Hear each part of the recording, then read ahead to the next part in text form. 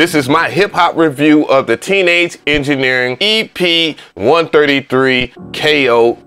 We're gonna talk about pros, cons, the things I like, the things I don't like, and if Fadergate is a thing.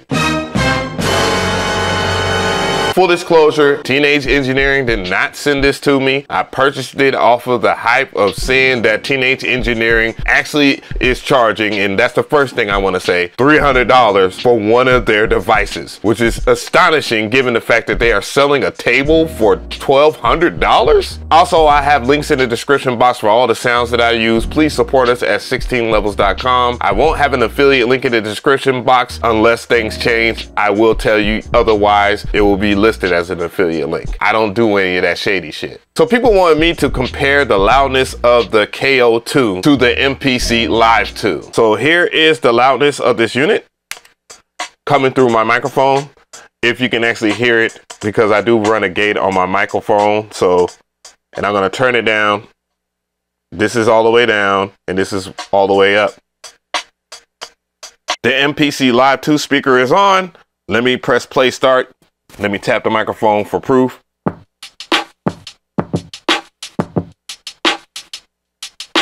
I mean, come on guys, for real. Comparing a $1,200 unit to a $300 unit is crazy. But if we compare the battery life of the K.O. 2 to the MPC Live 2, which has a built-in lithium-ion battery, compared to 4 AAA batteries in this unit, it actually wins heavily. The battery life is 20 hours on this thing, and the battery life on the MPC Live 2 is only about 4 to 6 hours. To be honest, the MPC Live 2 is capable of a whole lot more than the K.O. 2, but hey, I mean, it is what it is. Not to mention, you know, you will have to replace the batteries after 20 hours after the batteries die. And the biggest boon to the MPC Live 2 is the lithium ion battery, but you get what I'm saying here. That's a dope win for Teenage Engineering heads. The Captain Obvious thing everybody wants me to talk about is the 64 megabytes of hard drive space on here. Yes, that is extremely small. I know people are curious of how you get sounds on this unit. You would go to Teenage Engineering's website, click download, scroll down until you see EP sample tools, and it will tell you to look for your device. Grab a Type-C to Type-C or Type-C to Type-A wire, which by the way, they don't provide, and then hook it up to your computer. You can freely scroll through the sounds by using the cursors on your keyboard,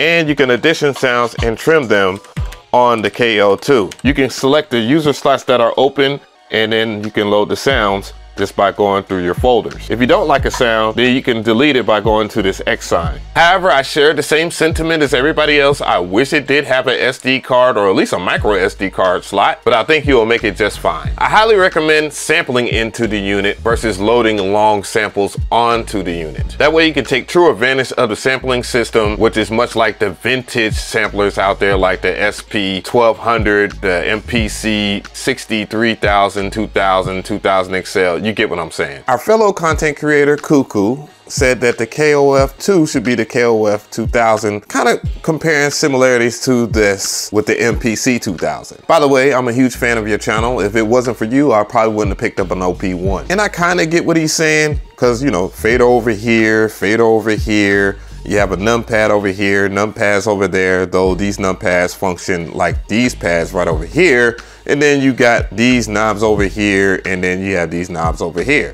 Okay, that's fair. However, the sampling workflow is more like the MPC 3000 and the MPC 60, and you can clearly see the inspiration in that because both of these do not have waveforms. However, the overall workflow as far as groups, scenes, and so forth is more like the Machine or Machine Plus. No, I haven't sold my Machine Plus yet. Now, the Captain Obvious observation would be to compare it to these. There's about to be a sampler intervention in the comment section. I know it. I know I have a problem. I'm going to AA meetings for samplers. Out of all 4 of these, the K.O. has the best battery life at 20 hours, while these 2 right here don't even last an hour. Matter of fact, the SP404 Mark II don't even last 20 minutes, with the circuit rhythm lasting the longest over 7 hours. And I know someone will ask me in the comment section, which is my most favorite and which is my least favorite. And here's your answer, most favorite to least favorite. Yeah, I'm standing on business with this one. Which one is your most favorite? Which one is your least favorite? Leave a comment below with your list. So let's break down the workflow real quick. Right now, we're looking at a whole entire project. You can have up to 9 different projects which contain groups. So you have 4 groups that you have in each project. Now these groups have patterns in it. So right now I'm on A1, which has these drums in it.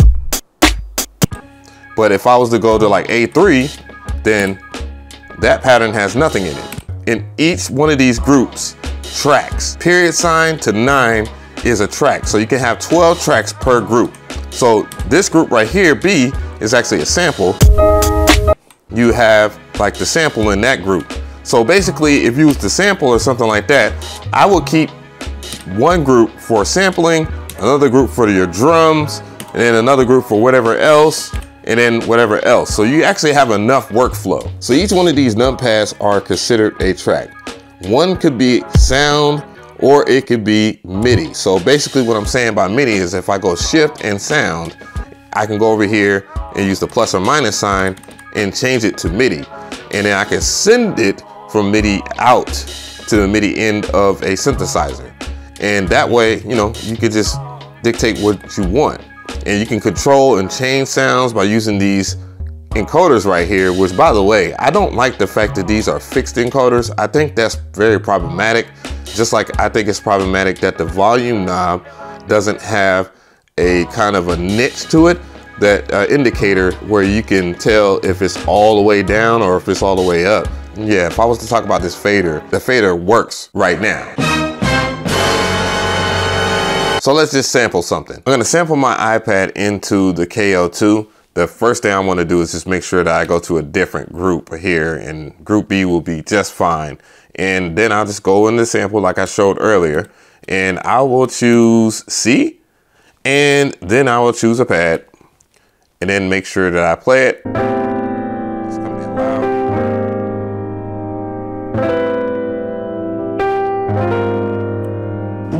And then that's everything that I need from right here. You can hear it.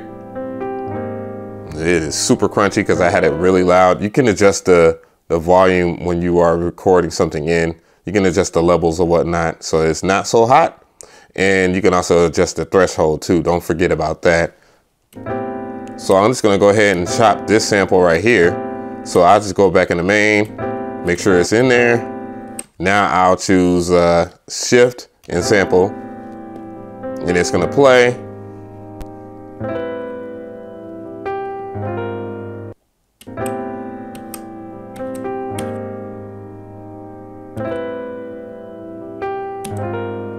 And then I'm already just manual chopped here, so.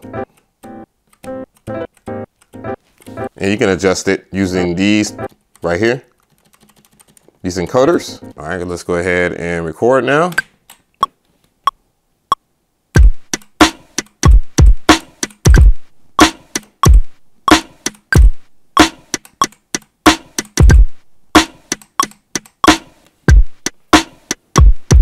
Tempo here, and then I'll just go to group B.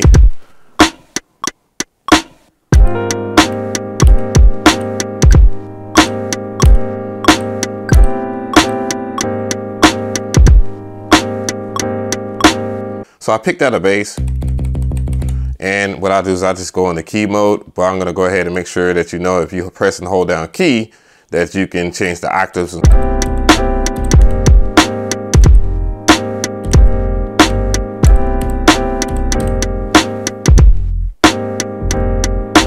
So that bass note is a little too low for my blood. What I did was I just went back to where the bass line is at, and then I'm gonna turn it back up.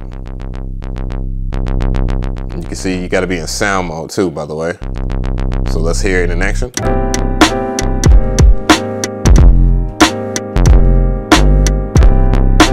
And I go into A. That hat is just annoyingly in my ear. Just a kick.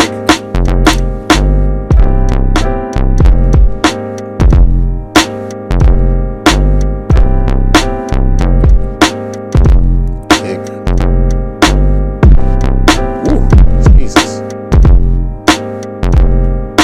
So mixing on it isn't bad. One of my biggest gripes about this has to be the effects. Now the effects aren't terrible or anything like that, but delay, reverb, all these go to your output, which is cool, but it'd been nice if they had lo-fi in here. Why in the world would they not have lo-fi in 2023? Is crazy. Let's go ahead and show you how it sounds. I'm gonna turn down the volume a little bit. This is compressor. You can mess with the speed, the drive.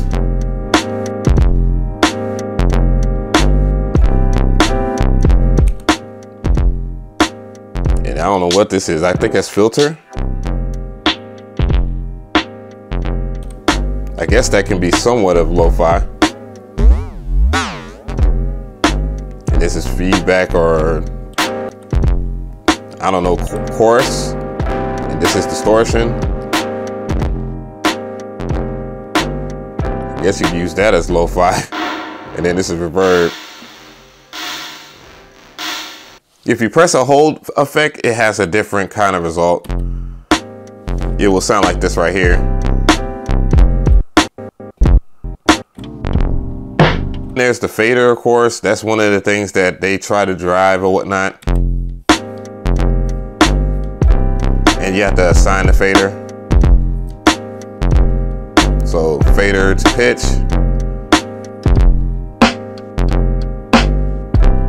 So far, no fader gate. So here are my pros and cons for this unit right here, this EP-133. Now, one of the main things that I will say is that these fixed encoders right here should not be fixed encoders. They should have been endless encoders, because you will go back and forth from different groups, different tracks or whatever, and then you'll try to manipulate stuff, and it'll be at the end here, and you'll be naturally want to twist the knob to the right or left, and then you won't be able to do that, so you have to go and reset it and all this other stuff. Not to mention that these fixed encoders actually feel like something out of the 90s that a lot of us know if you have the experience with a lot of drum samplers, which is the ASR X Pro. And those encoders on that unit were all over the place. If you spun them left and right, immediately it will jump so many different increments, it would be a pain in the ass. And that exists on here, and that can be fixed in the firmware update. So that's a good thing about that, but you cannot fix the fact that they decided to go with fixed encoders on this unit. Nobody should use fixed encoders if they are to control multiple values. The fader in itself, I have not experienced any issues. I am acknowledging a couple of people having a problem with it. One thing I will say is this: defective units exist, and if you think that I'm a fanboy or that I have some type of connection with Teenage Engineering, bro, just check my history, bro. I've always gone off on every single company about 1 or 2 or 3,000 things at once, so it's not motivated to try to sell you guys. But I will tell you this, at $300, it's a very good unit. Now, back to some more cons. Why in the world did this not have lo-fi or tap tempo? Those are things that are emphatic for a drum sampler in 2023, or even behind that. I don't know why they made that decision, but they added chorus, or they added distortion, and you can get distortion just by using the compressor, but you know, it is what it is. I'm not Teenage Engineering. I wasn't a part of the beta testing team, and I also know the stress of being a part of a beta testing team, that sometimes the company themselves, they're like, oh, they don't know what they're talking about, blah, blah, blah, and you're supposed to be happy that you're there. I get it. I get it. But however, I like a lot of the workflow. The basic workflow of this unit is easy to get into. Like, even if you was a newbie to this stuff, I think it's easy to get into, just like making a beat and just building a beat and having a way to step sequence and other things too, like the sampling they nail, manual and auto chopping. That is crazy for a $300 unit that doesn't have what you call visual waveforms, which I guess you can look at that as a con, but I think that's part of the charm of this unit. Now, again, I do think that some of the design is a little bit convoluted, especially when we're talking about just doing a count in. You would have to tap record and then press play. That's a pain in the butt. Some things are even double down, as far as you got to press and hold, and then you got to hold, then you release a button and unpress it. That's annoying too as well, but that comes with the territory of learning a new sampler or a groove box. I'm just saying, not having a high pass filter so you can filter out low frequencies on the sample is crazy. Not having a micro SD card slot at least is crazy. And I gotta say it again, not having lo-fi on a unit like this where almost every single person thinks that hip hop is supposed to be lo-fi is absolutely bonkers, especially given the coffee community at large. I know how you guys think, but at $300, it's hard to argue that a unit like this isn't good. I mean, it's definitely not perfect. Absolutely. That's the thing about when you buy a groove box, you should know that it won't be perfect from the top, okay? That's the biggest thing. And the build quality, yeah, it's okay for the build quality. Again, they did sacrifice, and I know a lot of people are upset about that, but yeah, that's Teenage Engineering for you. But they'll sell you a $1,200 table. I'm just saying, I had to point that out again. To the right of me, I have more content for that ass. Make sure that you subscribe. I'm definitely gonna do more videos on this unit. I don't think it's bad at all. I think you guys should check it out. I don't think it's a ripoff at all. Just be careful and don't be a part of Fadergate. We'll find out more in these up and coming weeks if that's really a big thing.